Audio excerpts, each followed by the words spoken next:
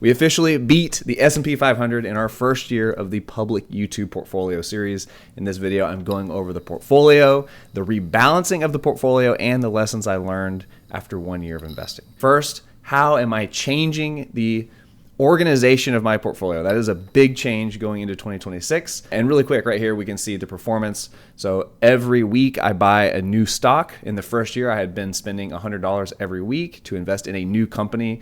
And you can see the volatility has been incredibly high at the beginning. And then over time, as we add more and more companies to the portfolio, it starts getting closer and closer to matching the movement of the S&P 500, but we are still on top. After 1 year, we had 46 companies that we invested in.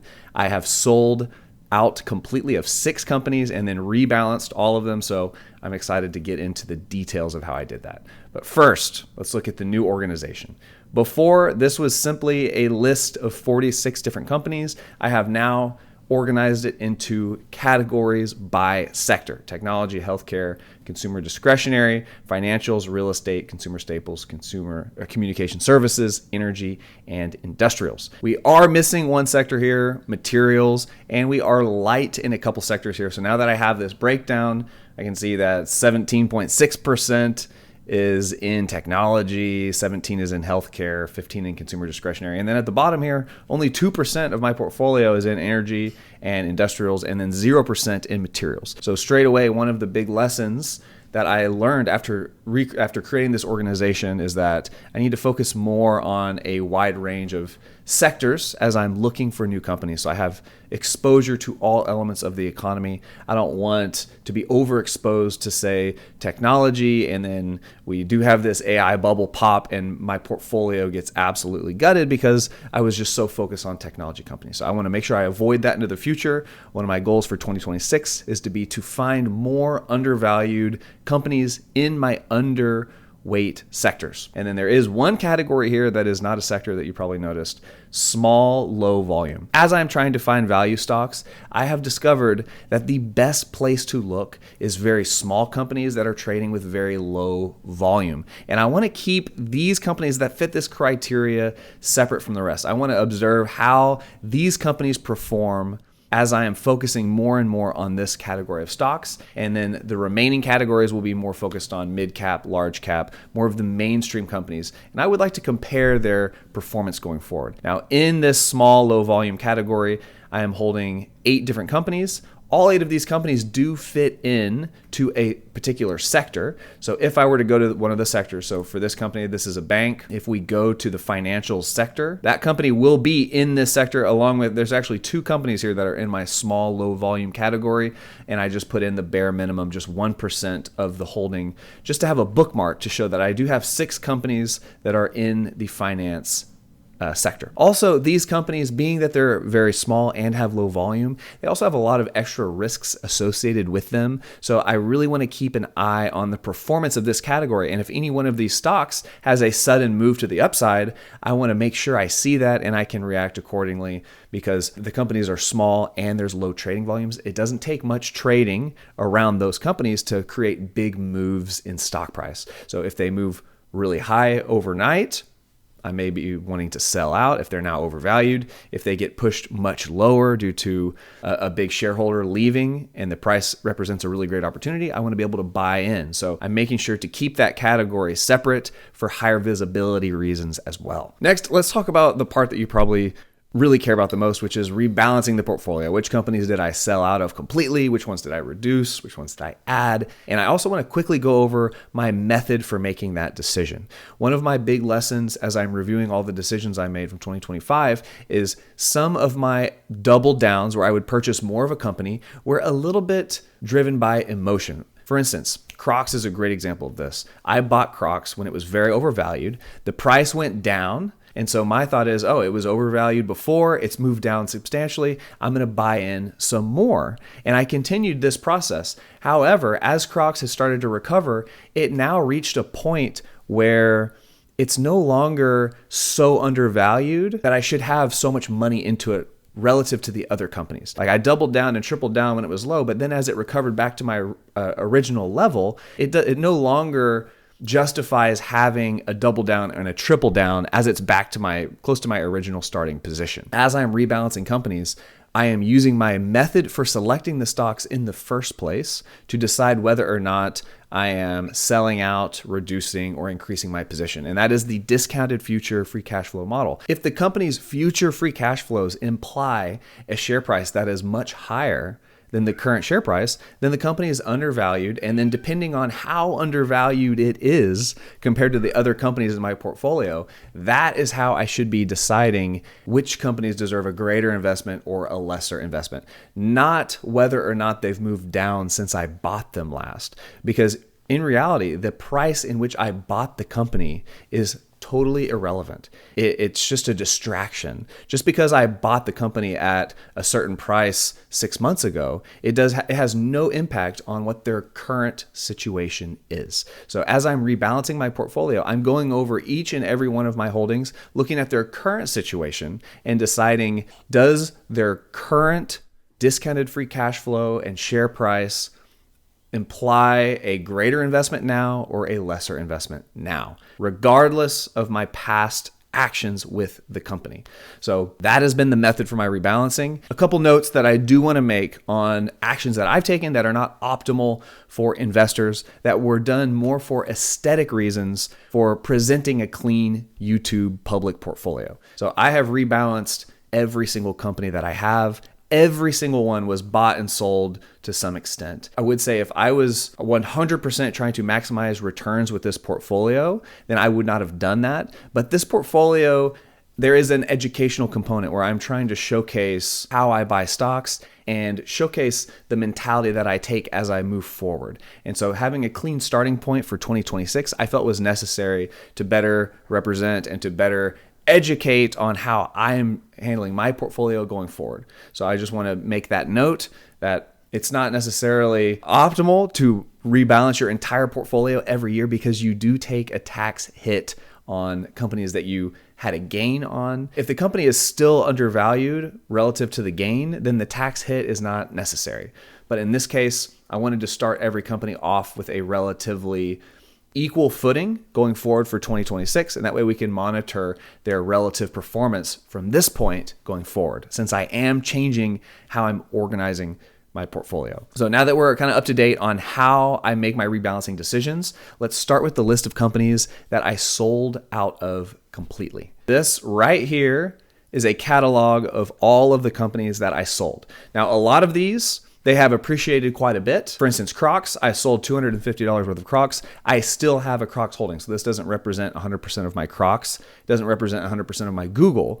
But as I scroll down this list, we can see that I have sold out. I have reduced holdings in many companies to different degrees. So what I'm going to do is I'm going to focus on the companies here that had a change of greater than $100, because generally my holdings are around $100. And if a company was reduced by more than 100, then it represents a very significant change to that holding. So first of all, let's look at Crocs. If I go to the activity tab, I can see by a certain symbol all of my buys and sells on that company. So for Crocs, we can see that I initially bought in December of 2024. This was at the very beginning of my public YouTube portfolio, and we had another little buy for $23. Probably accidentally hit a rebalancing button or something early on.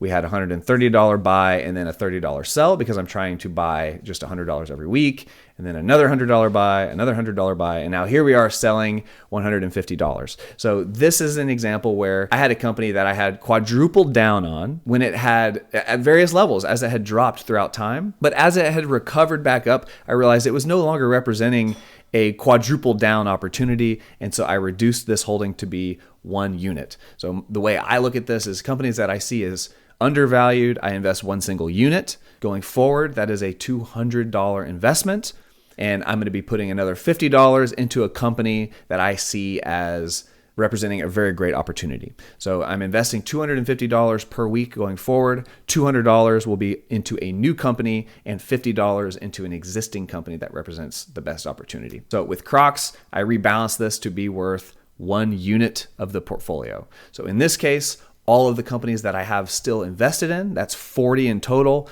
that was divided up into one unit each. Each unit represents about $130. So that is my investment now in Crocs, reduced back down to $130. The next company I want to look at is Google. We can see that I sold $235 worth of Google. And this is one that had performed very well for me and one that I had actually doubled down on in the past. So for Google, we can see that we bought for 100, we bought another 100, and then we were able to sell $241 worth of Google. So we sold more than we even bought in, but we still have one unit left remaining. And the reason I'm doing that is because Google has gone up in value so much that I no longer see it as so undervalued that I would want to double down or triple down. So it has been reduced to one single unit. The next company is PLAB, Photronics. This is another example of a company that has done very well, and I'm just simply reducing my holding back down to a regular level. So we bought $100 in April, another 100 in September, representing the double down. And then we were able to sell 185 and still keep our core holding of about $130. But now let's look at some of the companies that I actually sold out of completely, not ones that I just reduced the holding on, ones that I exited altogether. And the first one I want to showcase is ASML. This was a company that I really liked, and when I found it, it was incredibly undervalued, but it has just gone up so much in value that it now appears to be overvalued. And so I sold out of it completely. I bought $100 back in April, got some dividends along the way, sold out for $185. So this company went up by 85% and received a few dividends. Fortunately, this company now I see as no longer a value company. And this portfolio is focused on a value investing strategy. So I had to sell out of this company completely. The next company is HCA Healthcare. This is another example of a company that has just done so well that I now see it as fair valued to overvalued. Bought for $100 in March, sold for $140, and collected a few dividends along the way. This next company that I'm selling out of actually represents a loss where I would say I made a mistake investing in this company. I missed a crucial detail, and I'm just thankful that I have diversified so much that it doesn't represent a large loss for me. That company is Snowflake. Let's pull up our history with Snow.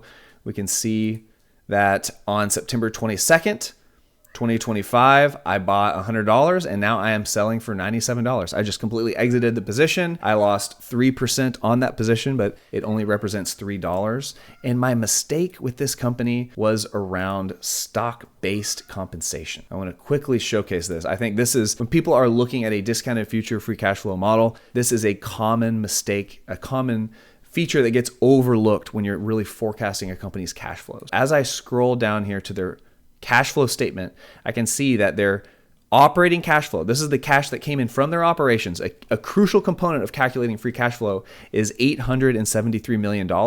However, when I look at their stock-based compensation, they paid out employees $1.6 billion in stock-based compensation. Now, this isn't a loss of cash, but they are diluting shareholders. So this is not a good thing. You don't want to see $1.6 billion worth of stock going out, especially when they're losing $1.3 billion in terms of their profit. So this $1.3 billion loss, that loss took into account the stock-based compensation. But when you're looking at cash flow, this wasn't cash leaving the company. So all of that losses get added back in. So this $1.6 billion, this is the reason that they actually have positive operating cash flow. And then to calculate free cash flow, you just subtract out the capital expenditure. So it makes this company look that it looks like they have lots of free cash flow. However, if I keep scrolling down to how they're using this cash, they repurchase $1.3 billion in stock. So it looked like they had all this positive cash flow, but really they're giving out shares to make their operating cash flow look higher, and then they're using their financing cash flow to buy the shares back. So in reality, their free cash flow is not nearly as high as I thought it was when I invested in this company. I discovered that I made this mistake as I'm reviewing all the companies in my portfolio at the end of the year, and I realized I need to just take the loss on this one and sell out because it no longer represents what I thought it did, an undervalued company in terms of their cash flow. There were 6 companies that I sold out of in total completely on my portfolio. I'm not going to go over every single one, but the main lesson that I learned is to stay focused on my strategy, which is discounted future free cash flow, and not let emotion drive when I'm doubling down or tripling down. It doesn't matter what the price was when I bought. What matters is the current situation of the company. But now let's move on to the companies that I increased my holdings on. Here's my list of the 22 companies that I increased or bought initially. PGC, this is a regional bank. This was actually a first-time purchase, so this was not increasing my position by $143. This was a first-time purchase for my portfolio. The number one company that I decided to add to was Genmab. This company actually has been going up in price since I initially bought it. However, when I bought this company, my rule was to only use 1 unit per week. That would be $100. And I never bothered to double down or triple down on this company because it never went down in value. So let's look and see my purchase history with Genmab really quick so we can put this into perspective. So for Genmab, I bought in July. And just now, as I'm rebalancing my portfolio, I bought more on January 2nd. So let's look at how the stock price has moved since July. On the overview, if I go by 1 year, I can scroll down to July. So we bought around this period right here. So Genmab has performed very well since then. However, when I initially bought this company, according to my discounted future free cash flow model, this company was insanely undervalued. But since it had been performing well since I bought it, I never did a double down or a triple down. And so in this case, as I'm rebalancing my portfolio, I'm trying to take into account just how undervalued do these companies appear, and then making my investments proportional to the potential upside that I'm seeing with the companies. Or a better way to put it is, the bigger the margin of safety that I see, as in the future free cash flows that the current share price implies, if those free cash flows are just implied to be very low compared to what the analysts believe is going to happen, compared to what past performance would indicate, then I'm going to be putting more money into those companies from the beginning going forward, or doubling down on them sooner. And we'll do one more company that I increased my holding on, and this is the opposite situation. Iridium Communications, ticker IRDM. First, let's pull up my past history. So Iridium, we bought on June 18th. We received a couple dividends, and then on January 2nd, I basically doubled down on this company. If I look at the price movement of Iridium, we can see that in June, since I bought it, the price has actually gone down quite a bit. So this is an example where even though the price had been falling, I didn't notice this company to rebalance, to double down or triple down. So as I have reviewed my entire portfolio, I noticed, hey, this company seems to be even more undervalued since I bought it. So I took the opportunity to double down on this company. My main takeaway as I'm going through all the companies that I ended up increasing my holdings on is, if this company was incredibly undervalued when I bought it, and then there's been great news that has come out since, and even though the stock price has gone up, if it still represents that really good buying opportunity, I need to go ahead and double down or even triple down in some cases. I didn't go over every single company in my portfolio on this video. It would make the video way too long, but I do have a stream every single Wednesday at 7:30 p.m. plus or minus. I'll be scheduling the stream ahead of time so you can see the time that is coming out at least a few hours in advance.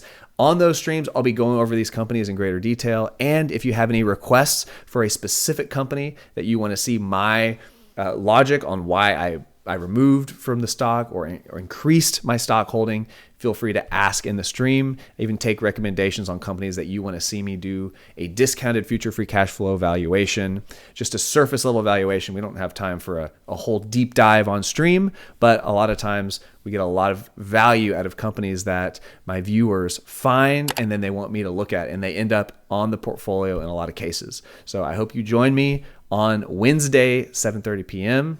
I hope to see you there.